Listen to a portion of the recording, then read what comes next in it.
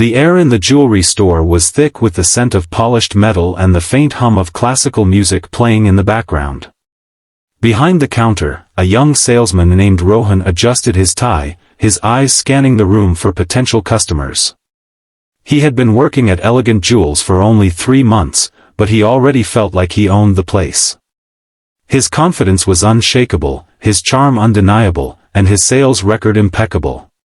But today, his arrogance was about to meet its match. The door chimed softly as an elderly woman shuffled in. Her gray hair was tied back in a loose bun, and her worn coat hung slightly off her shoulders. She carried a faded handbag that had clearly seen better days. Rohan glanced at her, his lips curling into a faint smirk. Another window shopper, he thought. He had no time for people who couldn't afford the store's luxury items. Still, he plastered on a polite smile and approached her. "Good afternoon, ma'am. Can I help you find something?" he asked, his tone dripping with faux sincerity. The woman looked up at him, her eyes warm but tired. "Yes, dear. I'm looking for a gift. Something special." Rohan nodded, already mentally dismissing her. "Of course. Our collection is exquisite, but I should warn you, our pieces are quite expensive. Perhaps you'd like to browse our more affordable section?"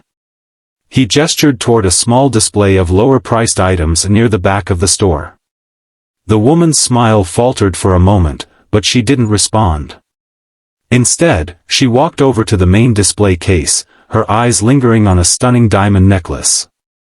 "This one is beautiful," she murmured, her voice soft but steady. Rohan stifled a laugh. "That piece is one of our most expensive. It's not for everyone, I'm afraid."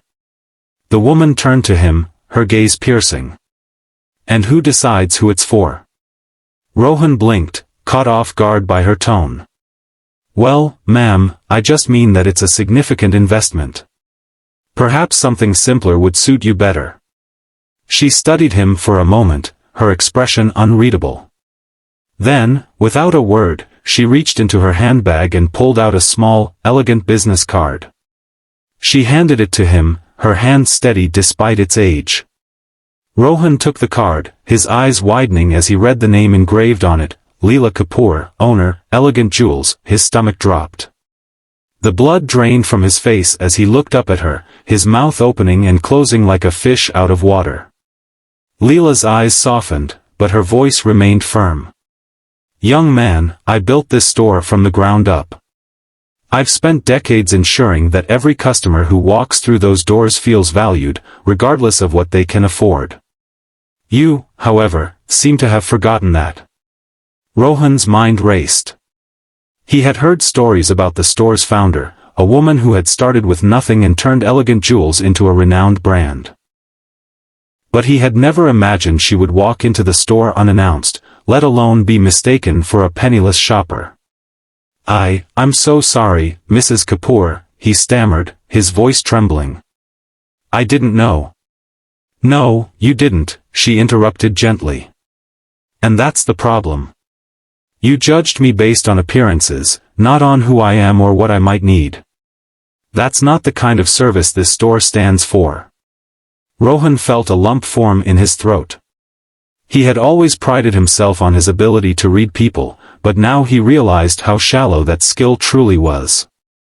He had been so focused on making sales and impressing his superiors that he had lost sight of what really mattered, treating people with dignity and respect.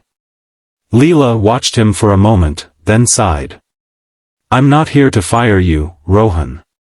I'm here to remind you of what this store represents.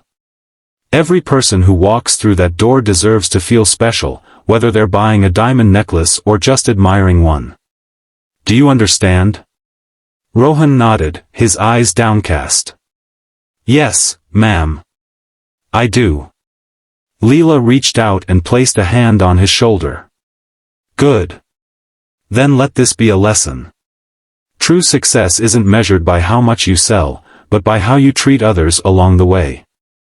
The weight of her words settled over him like a heavy blanket. For the first time in his life, Rohan felt truly humbled. He had been so focused on climbing the ladder that he had forgotten to look at the people around him. But Leela's kindness and wisdom had opened his eyes.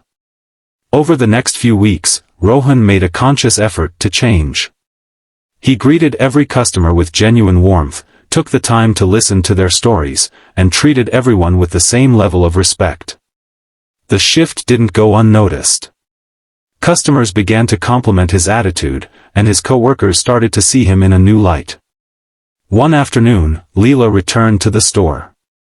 This time, Rohan recognized her immediately.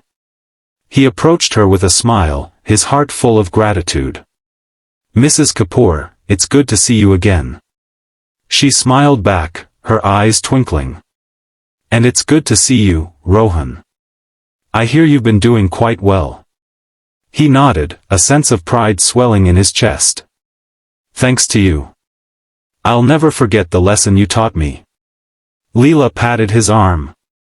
"Remember, success isn't about what you achieve for yourself, it's about what you do for others. Keep that in mind, and you'll go far." As she walked away, Rohan felt a renewed sense of purpose. He had been given a second chance, and he wasn't going to waste it. From that day forward, he vowed to live by Leela's words, not just in his work, but in every aspect of his life.